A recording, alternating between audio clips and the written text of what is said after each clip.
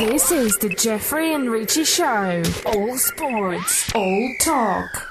Hello there, and welcome to the Geoffrey and Richie Sports Show. I am Richie Benno. Thanks for downloading and tuning in. I'd like to introduce my colleague, Geoffrey Boycott. Good morning, Geoffrey. Morning, Richie. Morning, everybody. How are you? Close to laughter, I was there for a moment. Just because sometimes you make me chuckle with your intro. Thank you very much. Well, it's good to be face to face after a couple of weeks of and it has been a while. Of the Skype, hasn't it? My apologies. You'll be good to know I'm not really any way better, so I'm probably infecting you with germs. That's a massive relief. I was hoping so. Exactly, but then on the downside for yourself, you can't listen to David Gray albums. Have I mentioned it again? What have I done? There's nothing wrong with that guy. He's a really good family, wholesome man. Absolutely, absolutely. Should we start with the football? We shall. I think what I'm gonna mix things up. Okay. Because I'm going to start with our predictions game. Okay. Now, obviously, last week you were in need of picking up some points. Yes. We went into the week 10-6 behind. You trounced me. Did I? Absolutely mullered me. I think it was something like 9-3. Really? Ridiculous. I mean, that's sometimes what I can do. Can I just explain to the listeners now before the show continues? The Liverpool playing Lille in the background, and indeed Richie has agreed to let us swap seats so I can view the game whilst we're broadcasting. I mean, how that's going to work, I'm not sure, because already I don't properly know what I'm saying. To be honest, you look even more vacant than usual. Well, that's good to hear. You're just kind of staring over my shoulder. Listeners, I've even had to move out of the way, so not only have I given up my seat, but I've also given up seating position. These are the sacrifices I make for my colleague. What a guy I am. Anyway, you won last week. Well done. I can't 9-6. quite believe it. So it brings it to 10-7 now. Well, it's still not great, but it's better than it was. Indeed. We'll do the predictions at the end, because obviously there's much to talk about, but it does kind of coincide with the actual goings-on in the Premiership last weekend. Obviously all top three won. They did. Shall we start with, I think chronologically, Spurs played first. Yeah, they did, didn't they? Yeah, and beat Blackburn, much to my dismay. Well, no mean feat, but at the end of the day, Spurs are a decent team.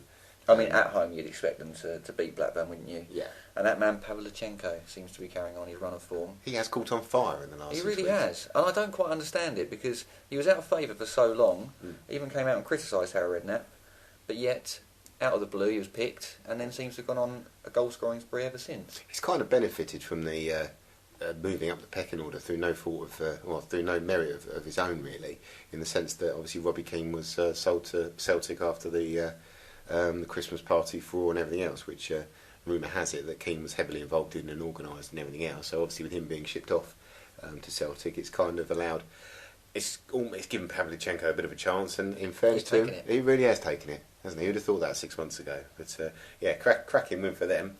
And then what was next on the chronological order then? Was it Arsenal? Yeah, it must have been Arsenal, wasn't it? Well... it was, yeah, they played Saturday evening. Yes, surely that's not chronologically then, is it? I just thought we were talking about the top three. Brilliant. Yeah, it's a bit distracted, listeners, as we say. Well, the only reason, because I've got Stoke Villa down as the next game, and Villa are kind of obviously in amongst the mix. I know they're not going to break into the top three, but it's so interesting what's going on currently, given obviously there are the top three fighting effectively for the title, but then you've got a number of sides that are unfortunately involved in the fourth place Champions League spot. Yeah. And so yes, Villa played Stoke, didn't they? Yeah, they dropped points, didn't they? 0-0 in a drab affair. It's tough. It's a tough place to go though, Stoke. It really is tough. I think if you go there and win, I think you've done really well. And obviously they've got the lap factor and things like that. But they're a hard-working team. Pulis has got them playing really well. So yeah, is it a point gain or 2 points dropped? I ask you.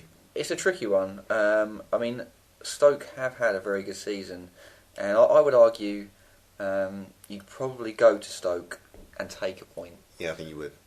So I guess on that respect, decent enough result for Villa. Then we move to Hull 1, Arsenal 2, and that man Bentner again. Yeah, he got the late winner, didn't he? He really did. 3 minutes into injury time, I Doesn't make me like him, Geoffrey. Doesn't make me like him. No.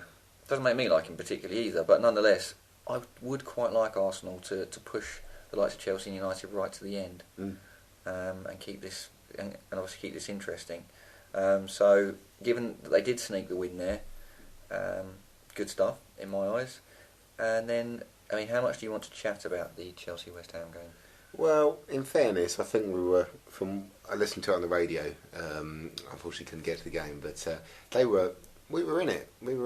They played well, and there were, very much the reports were that they had played well, and obviously it was 1-1 at half time.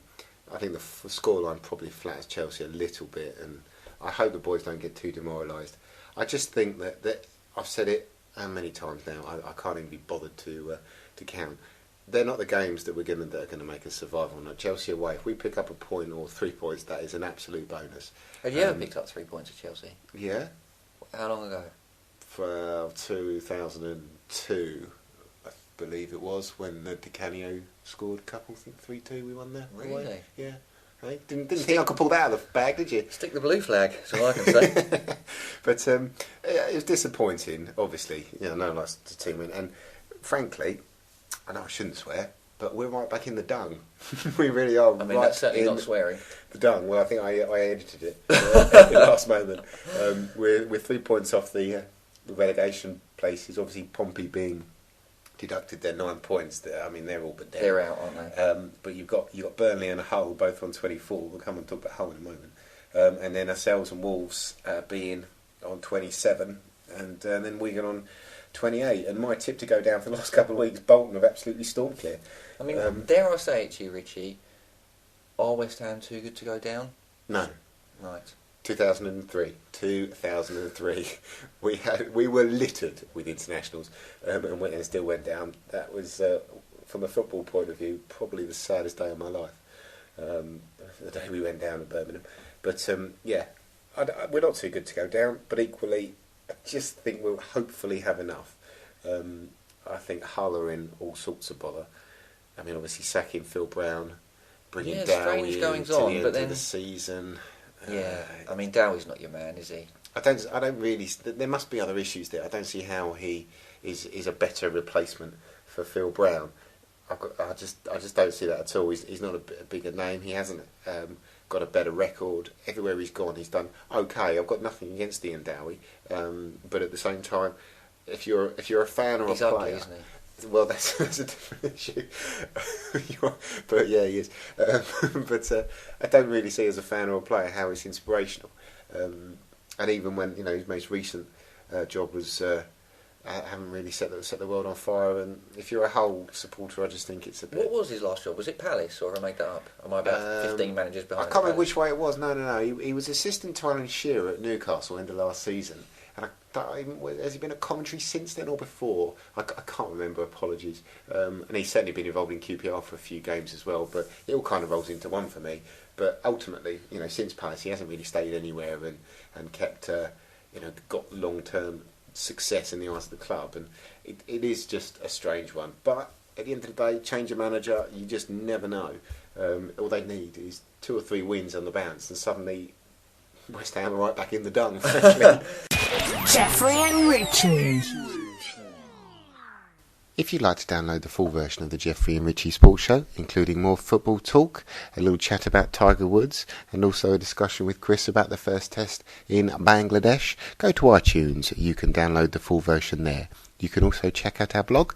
The web address is www.geoffreyandrichie.libsyn.com. You can email us. Our email address is geoffreyandrichie@hotmail.co.uk. We are on Facebook and we're on Twitter too.